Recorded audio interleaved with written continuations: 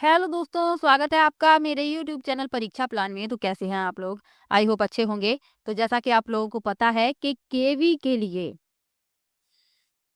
Computer के important question की मैं प्रैक्टिस करवा रही हूँ। ये प्रैक्टिस का तीसरा वीडियो है। 2 वीडियो इसके पहले आ चुके हैं। पहले वीडियो में मैंने 15 प्रश्न लिए थे और दूसरे वीडियो में मैंने 20 प्रश्न लिए थे। चलिए आज के वीडियो को शुरू करते हैं। वीडियो देखने के बाद यदि आपको अच्छा लगे, हेल्पफुल लगे तो वीडियो को लाइक और शेयर कीजिएगा और यदि आप चैनल पर नए हैं तो चैनल को सब्सक्राइब कर लीजिए।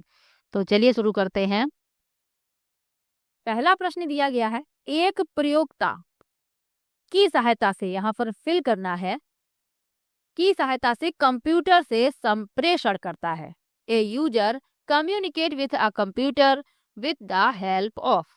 पहला विकल्प है सॉफ्टवेयर, दूसरा है इनपुट डिवाइस, तीसरा है आउटपुट डिवाइस और चौथा है इनपुट एंड आउटपुट डिवाइसेस। तो यदि कोई प्रयोक्ता है और वह कंप्यूटर से संप्रेषण करना चाहता है तो उसे इनपुट और आउटपुट दोनों डिवाइस की जरूरत पड़ेगी। चौथा विकल्प इसमें सही हो जाएगा। इनपुट और आउटपुट डिवाइस कंप्यूटर के साथ उपयोगकर्ता की बातचीत के लिए आवश्यक आवश्यक है। अब इनपुट डिवाइस के उदाहरण क्या क्या होते हैं? कीबोर्ड है, माउस है, माइक्रोफोन है, ये सभी क्या है? ये इनपुट डिवाइस हैं। और आउटपुट डिवाइस क्या है? मॉनिटर, प्रिंटर, स्पीकर, ये सभी क्या है? ये आउटपुट डिवाइस हैं। इनके नाम याद रखिएगा। एक प्रश्न आपको इनपुट और आउटपुट से जरूर मिलेगा। चलिए आगे बढ़ते हैं। रैम का अर्थ है, रैम इट्स स्टैंड्स फॉर। पहला विकल्प है रीड एक्टिव मेमोरी, दूसरा है रीड एसेस मेमोरी, तीसरा है रैंडम एक्टिव मेमोरी और चौथा है रैंडम एसेस मेमोरी। तो रैम का क्या अर्थ होता है? Random access memory. चौथा विकल्प इसमें सही हो जाएगा।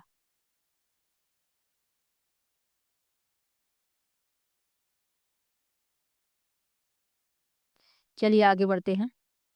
रोम का पूछ लिया जाए, रैम का तो हो गया रैंडम एक्सेस मेमोरी, रोम का पूछ लिया जाए तो रीड ओनली मेमोरी। दोनों के फुल फॉर्म याद रखिएगा। चलिए आगे बढ़ते हैं। अपने पाठ्यक्रम की कुछ संकल्पनाओं को कुछ इमेज, ऑडियो और वीडियो की सहायता से स्पष्ट करने हेतु एक मल्टीमीडिया प्रस्तुति बनाने के लिए आप कौन से सॉफ्टवेयर को सर्वाधिक प्राथमिकता देंगे? इंग्लिश वाले इंग्लिश में देख लीजिएगा क्वेश्चन को।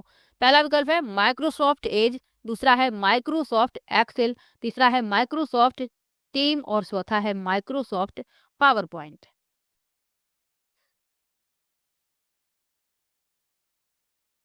तो प्रश्न में साफ साफ लिखा है कि पाठ्यक्रम की कुछ संकल्पनाओं को इमेज, ऑडियो, वीडियो की सहायता से स्पष्ट करना है, मल्टीमीडिया प्रस्तुति बनानी है। तो जो सॉफ्टवेयर सर्वाधिक उपयुक्त है वह है माइक्रोसॉफ्ट पावर पॉइंट। चौथा विकल्प इसमें सही हो जाएगा। माइक्रोसॉफ्ट पावर पॉइंट का उपयोग मल्टीमीडिया प्रस्तुतियों को बनाने के लिए किया जाता है, जिसमें टेक्स्ट, चित्र, ऑडियो और वीडियो शामिल हो सकते हैं। इसके अलावा माइक्रोसॉफ्ट पावर पॉइंट प्रस्तुतियों को बढ़ाने के लिए कई तरह के उपकरण और सुविधाएं प्रदान करता है, जैसे कि एनिमेशन, ट्रांजिशन, स्लाइड टेम्पलेट आदि। तो याद रखिएगा इसके बारे में। और विकल्प लिखे हुए हैं, इनके बारे में जान लीजिए।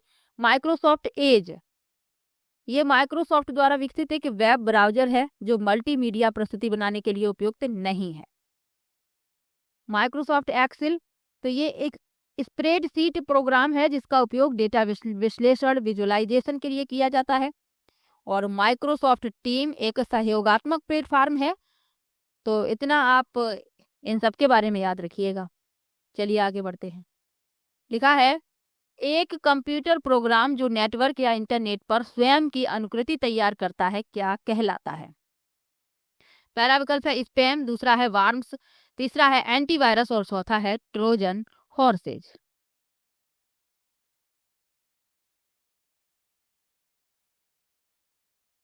तो पूछा गया है कि एक कंप्यूटर प्रोग्राम नेटवर्क या इंटरनेट पर स्वयं की अनुकृति तैयार करता है तो ये क्या कहलाता है? ये कहलाता है वार्म्स। दूसरा विकल्प सही हो जाएगा।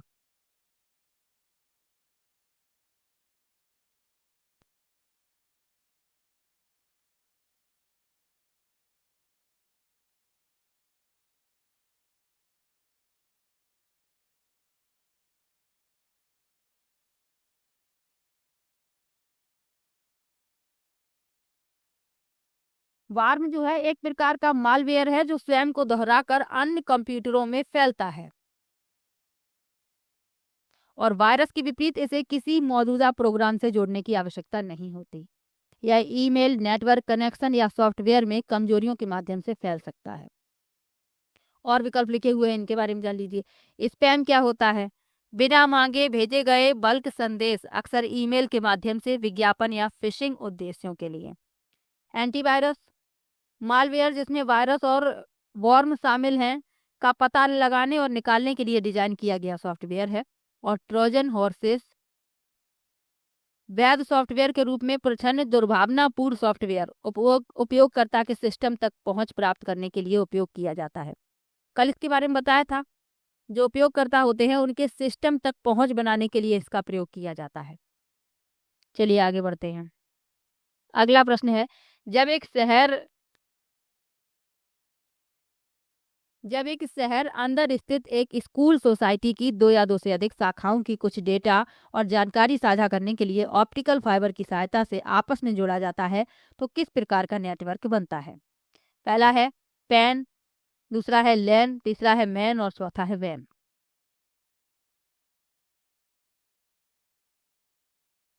तो एक शहर के अंदर अंदर स्थित एक स्कूल सोसाइटी की दो या उससे अधिक शाखाओं की कुछ डेटा और जानकारी साझा करने के लिए ऑप्टिकल फाइबर की सहायता से आपस में जोड़ा जाता है तो इस प्रकार का नेटवर्क कहलाता है मैन, यानी कि मेट्रोपॉलिटन एरिया नेटवर्क। तीसरा विकल्प इसमें सही हो जाएगा।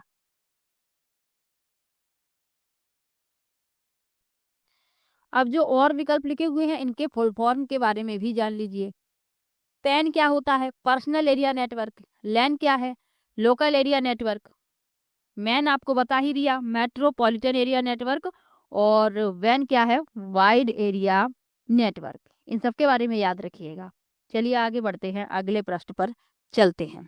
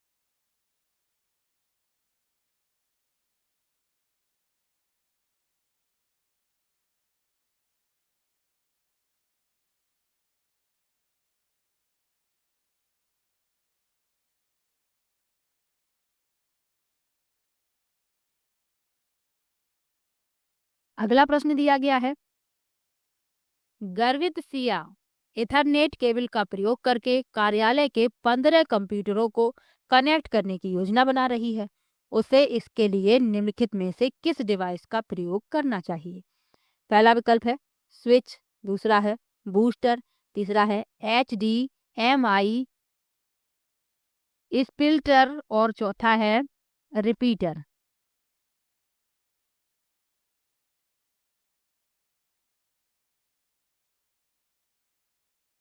तो गर्भता जो है इथरनेट केबल का प्रयोग करके कार्यालय के 15 कंप्यूटरों को कनेक्ट करने की योजना बना रही हैं, तो उन्हें किस डिवाइस का प्रयोग करना चाहिए? स्विच का। पहला विकल्प सही हो जाएगा। एक स्विच एक नेटवर्किंग डिवाइस है जो स्थानीय क्षेत्र यानी कि लैन, लोकल एरिया नेटवर्क के भीतर कई उपकरणों जैसे कंप्यूटर को जोड़ता है। तो इसमें आपका पहला विकल्प सही हो जाएगा। बूस्टर क्या होता है? ये ऐसा उपकरण है जिसका उपयोग सिग्नल को बढ़ाने के लिए किया जाता है। अक्सर वायरलेस नेटवर्क में सिग्नल की रेंज बढ़ाने के लिए इसका प्रयोग किया जाता है। और HDMI इस फिल्टर ये क्या है? इसका उपयोग HDMI सिग्नल को कई आउटपुट में विभाजित करने के लिए किया जाता है। और रिपीटर का उपयोग लंबी दूरी पर सिग्नल को पुनर्जीवित करने के लिए किया जाता है। तो इन सब के बारे में भी याद रखिएगा। चलिए आगे बढ़ते हैं। किसी पीसी लैपटॉप पर इथरनेट केबल को कनेक्ट करने के लिए किस पोर्ट का प्रयोग किया जाता है? पहला है RJ45, दूसरा है USB, तीसरा है HDMI और चौथा है VGA। Which of the following ports is used to connect Ethernet cable on a PC? तो किसी पीसी लैपटॉप पर इथरनेट केबल को कनेक्ट करने के लिए RJ45 का प्रयोग किया जाता है। पहला विकल्प सही हो जाएगा। RJ45 पोर्ट का उपयोग इथरनेट केबल को पीसी या लैपटॉप से कनेक्ट करने के लिए किया जाता है।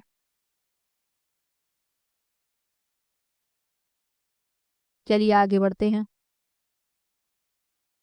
8वां प्रश्न, निम्नलिखित में से कौन सी मेमोरी क्षमता सर्वाधिक है? पहला विकल्प है एक्साबाइट, दूसरा है मेगाबाइट, तीसरा है टेराबाइट और चौथा है गीगाबाइट। तो किसकी ज्यादा है? एक्साबाइट की ज्यादा है। पहला विकल्प सही हो जाएगा। चलिए आगे बढ़ते हैं। किसी वीडियो फाइल का फाइल विस्तार नहीं है। पहला है MOV, दूसरा है AVI और तीसरा है MP4 और चौथा है PDF। तो किसी वीडियो फाइल का विस्तार नहीं है PDF, चौथा विकल्प सही हो जाएगा। ये दस्तावेज फाइल प्रारूप है। चलिए आगे बढ़ते हैं। VoIP का पूरा सही नाम क्या है? Which of the following is the correct full form of VoIP? पहला है वीडियो ओवर इंटरनेट प्रोटोकॉल, दूसरा है वॉइस ऑन इंटरनेट प्रोटोकॉल, तीसरा है वॉइस ओवर इंटरनेट प्रोटोकॉल और चौथा है वॉइस ओवर इंटरनेटवर्क प्रोटोकॉल। तो VoIP एक तकनीक है जो नियमित फोन लाइन के बजाय ब्रॉडबैंड इंटरनेट कनेक्शन का उपयोग करके वॉइस कॉल करने की अनुमति देती है। अब इसका फुल फॉर्म क्या है? Voice over internet protocol. तीसरा विकल्प इसमें सही हो जाएगा। चलिए आगे बढ़ते हैं।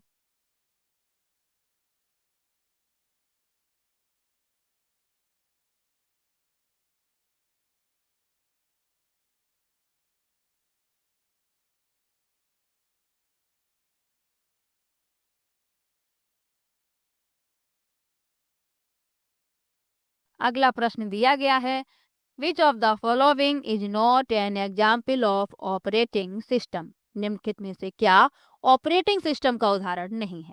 पहला है लाइनेक्स, दूसरा है मैक OS, तीसरा है एंड्रॉयड और चौथा है माइक्रोसॉफ्ट ऑफिस। तो ऑपरेटिंग सिस्टम का उदाहरण नहीं है माइक्रोसॉफ्ट ऑफिस, चौथा विकल्प इसमें सही हो जाएगा।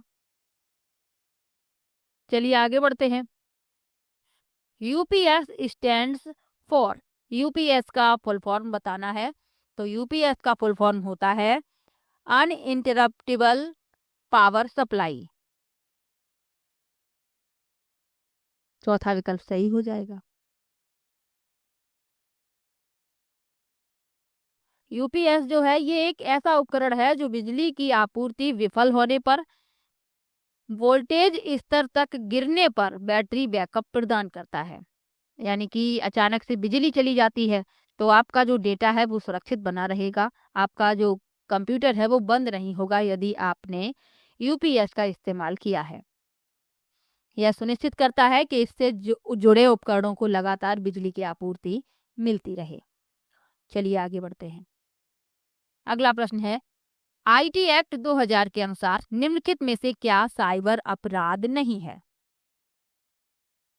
पहला है इंटरनेट पर पायरेटेड सॉफ्टवेयर वितरित करना, दूसरा है इंटरनेट पर व्यक्तिगत जानकारी का दुरुपयोग करना, तीसरा है एक कंप्यूटर स्टोर से एक नया आईपैड चुराना और चौथा है व्यक्तिगत जानकारी प्राप्त करने के लिए नकली ईमेल मैसेज का प्रयोग करना।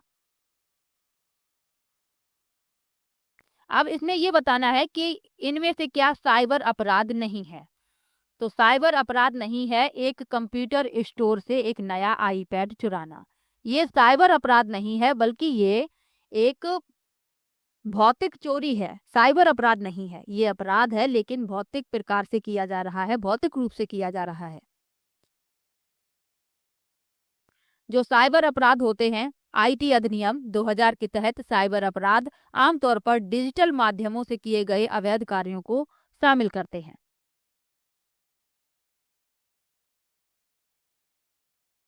अब इसमें एक कंप्यूटर स्टोर से एक नया आईपैड चुराया जा रहा है, तो ये अपराध तो है लेकिन साइबर अपराध नहीं है। ये याद रखिएगा, ये अपराध है, ये चोरी है लेकिन ये साइबर अपराध नहीं है। चलिए आगे बढ़ते हैं। अगला प्रश्न है, कंप्यूटर शब्दावली में एक राउटर क्या है?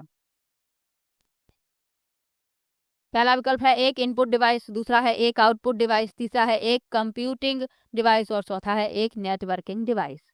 तो राउटर जो है एक नेटवर्किंग डिवाइस होता है। चौथा विकल्प सही हो जाएगा। चलिए आगे बढ़ते हैं।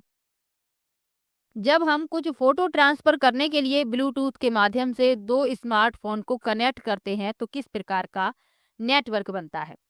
तो आप दो स्मार्टफोन को कनेक्ट कर रहे हैं ब्लूटूथ के माध्यम से, तो कौन सा नेटवर्क बनेगा?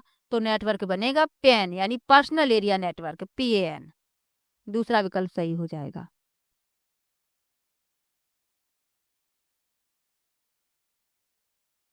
अगला प्रश्न दिया गया है, निम्नलिखित में से कौन सा वेब ब्राउजरों का एक लोकप्रिय उदाहरण नहीं है? पहला है मोजिला फायरफॉक्स, दूसरा है माइक्रोसॉफ्ट एज, तीसरा है गूगल क्रोम और चौथा है एक्रोबेट रीडर।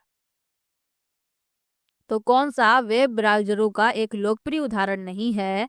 वह है एक्रोबेट रीडर। चौथा विकल्प सही हो जाएगा। ये एक वेब ब्राउजर नहीं है, ये PDF देखने, प्रिंट करने, एनोटेट करने के लिए सॉफ्टवेयर एप्लीकेशन है।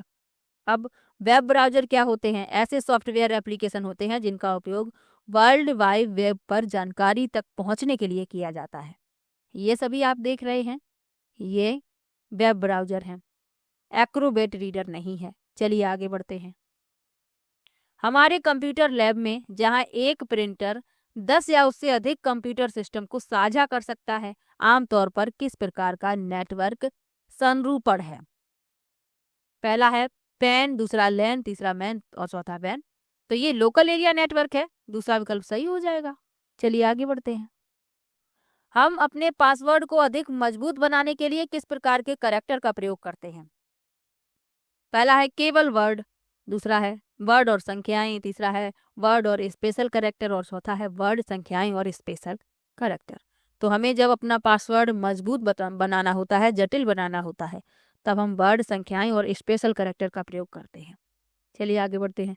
कंप्यूटर सिस्टम में स्विच क्या भूमिका निभाता है? पहला है एक इनपुट डिवाइस के रूप में प्रयोग किया जाता है, दूसरा एक कंप्यूटिंग डिवाइस के रूप में प्रयोग किया जाता है, तीसरा एक नेटवर्किंग डिवाइस के रूप में प्रयोग किया जाता है और चौथा है एक आउटपुट डिवाइस के रूप में प्रयोग किया जाता है।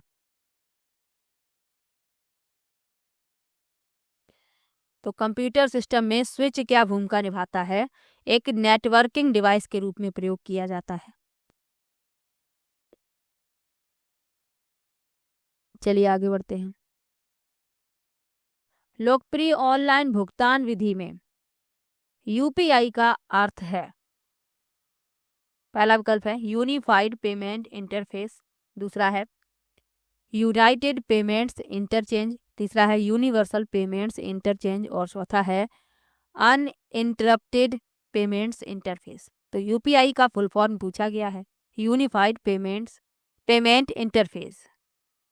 पहला विकल्प सही हो जाएगा। तो आज की वीडियो में मैंने लिए थे कुल 20 प्रश्न। 20 में से आपके कितने सही हुए कमेंट बॉक्स में ज़रूर बताइएगा और वीडियो कैसा लगा ये भी कमेंट में ज़रूर बताइएगा। मिलते हैं नेक्स्ट वीडियो में, तब तक के लिए बाय बाय।